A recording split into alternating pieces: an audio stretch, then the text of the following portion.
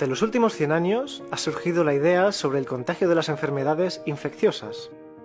Nunca antes se habló en la historia de la medicina sobre que las infecciones fueran el origen de la enfermedad. De hecho, ninguna medicina que no sea la oficial alópata considera el contagio como la causa de las enfermedades. Nos referimos a la medicina china, ayurvédica, homeopática, naturópata. Por supuesto que la nueva medicina germánica tampoco considera el contagio ni a los microorganismos como causas de la enfermedad. Pero, ¿de dónde viene esa creencia? ¿Por qué razón la medicina oficial insiste en esta falsa teoría médica? Pues ha llegado el momento de cuestionarse una teoría impuesta por los mismos de siempre. Los microorganismos han existido siempre, sin embargo no podíamos verlos hasta que se inventó el microscopio y empezó a ser utilizado en medicina a mediados del siglo XIX. Cuando se observaron los primeros microorganismos, surgieron dos posturas completamente opuestas. Una que pensaba que estos seres de los que no sabíamos nada eran obviamente agresivos y teníamos que defendernos, una postura poco científica, dado que los microorganismos no nos estaban invadiendo, sino que siempre habían estado ahí, solo que ahora podíamos verlos. Otro grupo, la amplia mayoría de científicos y médicos de la época, pensó que, justamente porque siempre habían estado ahí, cumplían alguna función biológica que hasta ese momento desconocíamos.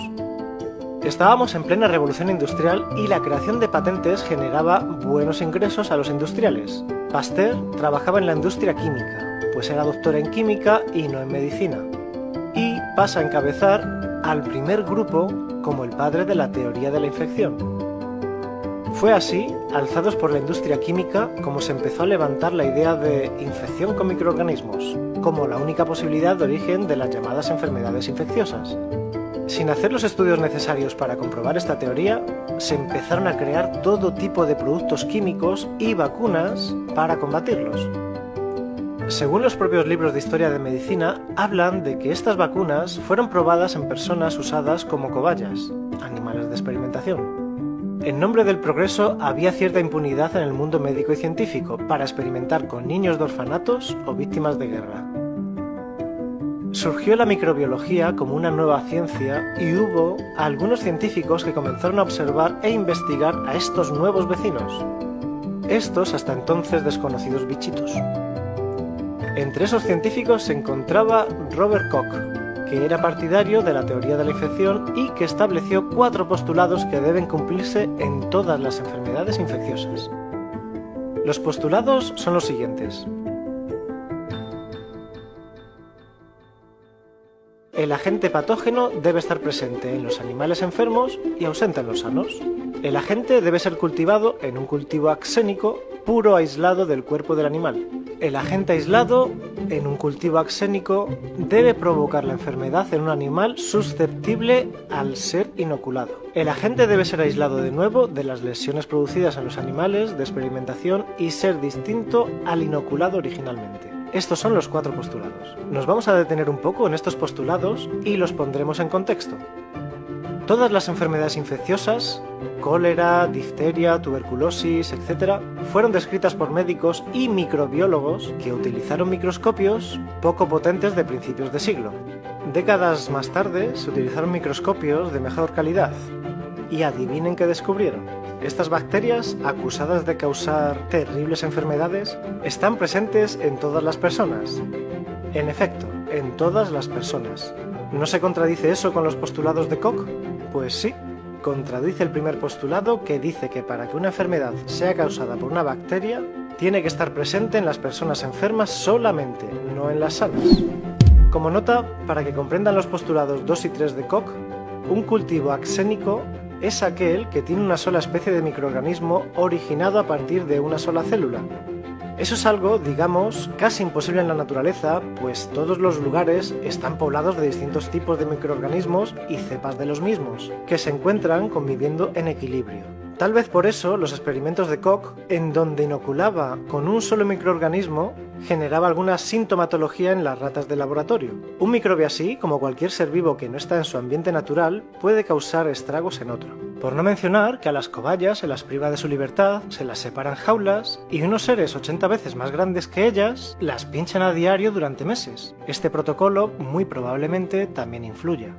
pero sigamos con los microbios. A pesar de que había más médicos que apoyaban la idea de que los microorganismos debían tener alguna función, esta se fue desechando y en la década de los 50 y 60 desaparecieron los médicos que no creían en las vacunas. El poder del dinero ha cambiado la docencia médica que, desde la Segunda Guerra Mundial, es financiada por la industria y todos los médicos de Occidente son preparados con la idea de la infección, sin que se enseñe la otra opción, que es la real, pero no da tanto dinero. Como dijimos antes, gracias a la aparición del microscopio, se inició otra rama de las ciencias biológicas, la microbiología. Y esta rama ha seguido haciendo sus propios descubrimientos, como por ejemplo que todas las bacterias acusadas de causar enfermedades son familiares nuestras, de hecho son endémicas. Esto quiere decir que son propias de los humanos y de ninguna otra especie, entre ellas la difteria y la meningitis. Todos nosotros tenemos varios meningococos en garganta y piel. ¿Cómo podría algo que es propio de nuestro organismo causarnos daño? Y si sabemos eso, ¿por qué seguimos vacunándonos y tomando antibióticos? ¿Por qué se siguen formando médicos pro vacunas? Es más, gracias a los estudios microbiológicos, se ha determinado que la población de la microbiota, es decir, los microorganismos normales en el cuerpo humano, es 10 veces mayor que las células somáticas o germinativas. ¿Escucharon bien? Nuestro cuerpo tiene más microorganismos que células humanas. Esta microbiota es la primera barrera a agentes dañinos, ayuda a la digestión, participa en la degradación de toxinas y contribuye a la maduración del sistema inmunitario. ¿Se imaginan el daño que causa el uso de antibióticos en nuestro cuerpo? Los antibióticos se comenzaron a utilizar de manera masiva unos años antes de la Segunda Guerra Mundial. A partir de los años 60 hasta ahora, casi todas las personas están vacunadas y/o han utilizado antibióticos.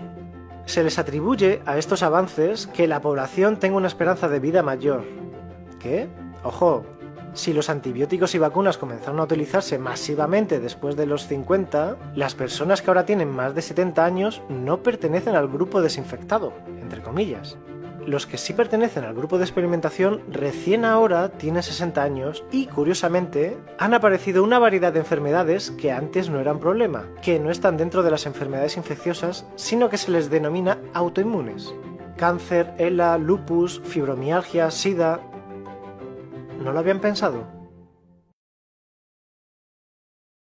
Volvamos atrás. Recuerden que dijimos que Pasteur tenía contemporáneos que no creían en el contagio. Uno de ellos era Antoine Béchamp. Ambos, científicos franceses que proponen dos explicaciones opuestas sobre la enfermedad. Mientras Pasteur explica que son los microbios los que producen enfermedades, Béchamp presentó la teoría celular, donde las enfermedades son las que vuelven patógenos a los microbios. Qué conveniente que el segundo pasara al olvido.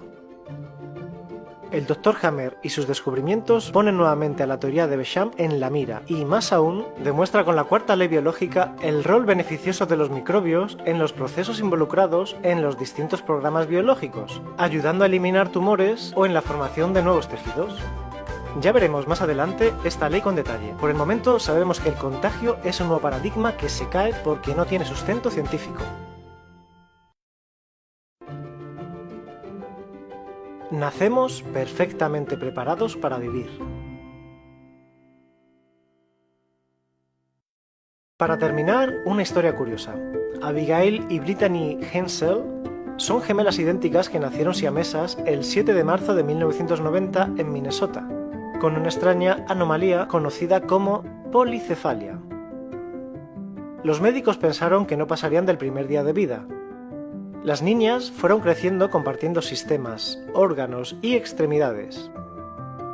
Tienen 2 cabezas, 2 corazones, 2 brazos, 2 médulas espinales y 2 espinas dorsales, que combinan con una misma pelvis, 3 pulmones, un hígado, 2 estómagos, 3 riñones, un intestino grueso, un intestino delgado, un aparato reproductor y 2 piernas. ¿Pueden imaginar una relación más estrecha entre 2 personas? Ellas comparten casi todo su cuerpo, incluso su sangre, pero no tienen las mismas enfermedades. Así es, se enferman de cosas distintas porque son personas distintas y perciben el mundo de manera distinta. Los médicos hablan de un enigma. Nosotros sabemos que no hay tal enigma, sino que las enfermedades, como las conocíamos, no existen. Hay programas biológicos con pleno sentido que se originan por haber vivido un evento inesperado, dramático y vivido en soledad, al que el Dr. Hammer nombró DHS.